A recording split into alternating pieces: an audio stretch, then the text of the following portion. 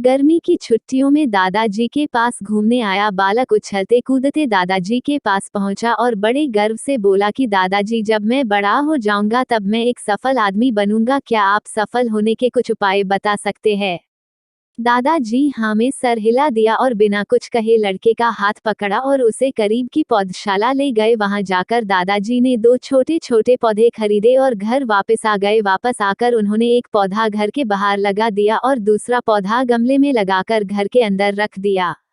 अब आपको क्या लगता है कि इन दोनों पौधों में से भविष्य में कौन सा पौधा अधिक सफल होगा? दादाजी ने लड़के से पूछा। लड़का कुछ समय तक सोचते रहा और फिर बोला, घर के अंदर वाला पौधा ज्यादा सफल होगा क्योंकि वो हर एक खतरे से सुरक्षित है, जबकि बाहर वाले पौधे को तेज धूप, आंधी, पानी और जानवरों से भी खतरा है। दादाजी बोले, चलो देखते हैं आगे क्या होता है, और वह अखबार उठाकर पढ़ने लगे। दादाजी दोनों पौधों पर ज्यादा ध्यान देते रहे और समय बीतता गया।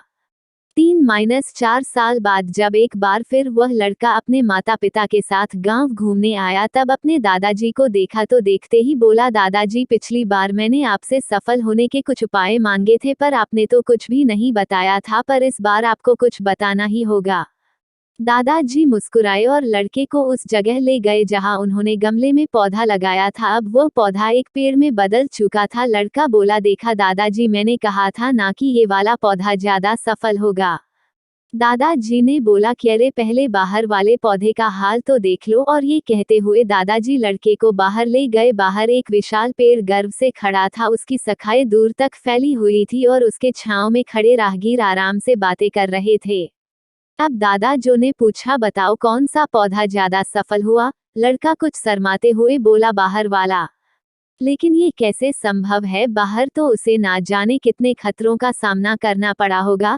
दादाजी मुस्कुराए और बोले, हाँ, बाहर वाले पौधे को बहुत सी चीजों से सामना करना पड़ा, लेकिन समस्या का सामना करने से अपने फायदे भी तो है। बाहर वाले पौधे के पास आजादी थी कि वह अपनी जड़ें जितनी चाहे उतनी फैला ले, अपनी शाखाओं से आसमान को छू ले, और तुम जिस आधी तूफान से इस पेड़ के लिए मुसीबत समझते थे, उसी आधी तूफान ने ही इस पेड़ की जड़ों को इतना मजबूत बना दिया है कि आज एक छोटा सा आधी तूफान इस पेड़ का कुछ भी नहीं बिगाड़ सकता। बेटे, अब जो मैं तुम्हें बताने वाला हूँ उसे अगर तुमने अपने अंदर बैठा लिया तो तुम जिंदगी में जो कुछ भी करोगे उसमें सफल हो जाओगे। उन्होंने बोला कि अगर तुमने जीवन भर सिर्फ अच्छी विकल्पों को ही चुनते रहोगे तो तुम कभी भी उतने सफल नहीं हो पाओगे जितनी तुम्हारी क्षमता है, लेकिन अगर तुम तमाम खतरों के बावजूद इस दुनिया का सामना करने के लिए तैयार हो तो तुम्हारे लिए कोई भी लक्ष्य हासिल करना असंभव नहीं है।